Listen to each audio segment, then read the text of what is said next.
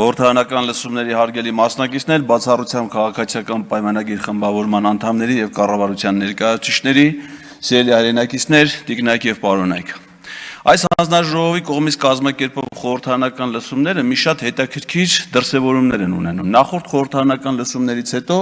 քաղաքացիական պայմանագիր խմբակցությունը լքեցին մի քանի պատգամավորներ, քննչական կոմիտեի ղեկավարը, հակակոռուպցիոն կոմիտեի ղեկավարը, բարձրագույն դատական խորհրդի նախագահը ստացան WhatsApp հաղորդագրություններ եւ լքեցին իրենց պաշտոնները։ Հաշվի առնելով այս լսումների ընթացքը զգուշացնում եմ եւ հորդորում եմ կառավարության ներկայացուցիչներին դուրս գալ WhatsApp հավելվածներից կամ փոխել իրենց բջջային հեռախոսի համարները, որովհետեւ այս լսումների ընթացքը ցույց է տալիս, որ առաջիկայում նրանք նույնպես կարող են ստանալ նման հաղորդագրություններ։ Ինչ մենք ականատես եղանք։ Ականատես եղանք մի բանի, որ ոստիկանության պետը բացարձակապես չի տիրապետում իրավիճակին, այն աստիճան, որ նույնիսկ չի պատկերացնում, որ երթևեկության համար կարևորագույն գործոններ են հանդիսանում երթևեկության սուբյեկտների օրինականությունը, վարորդական իրավունքների վկայական ունենալու հանգամանքը,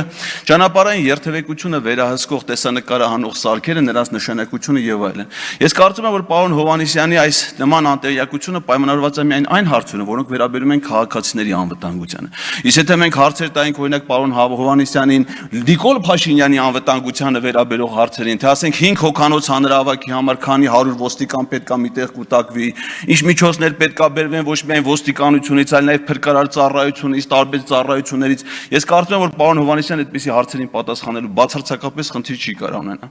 Իսկ երբ որ մենք հնչեցնում ենք քաղաքական հարցեր, պարզվում է, որ մենք գտնում ենք մի ազգային ժողովում, որտեղ քաղաքական գործիչները անհանգստանում են, որ այստեղ քաղաքական ելույթներ են լնում, ելույթներում քաղաքական շեշտադրումներ են լնում։ Դրանք հիմնականում վերաբերում են այն մարդկանց, որոնք այստեղ գտնվելու իրավունք ուղղակի չունեն։ Դոլարով միլիոնատեր օլիգարխները, որոնք չգիտես ոնց են հարստացել, ոնց են այստեղ հայտնվել։ Իրանք այստեղ դիսկոմֆորտ կզգան այնքան, ինչքան որ ես կարող եմ դիսկոմֆորտ զգայի Մոնտե Կարլոյի կազինոյում։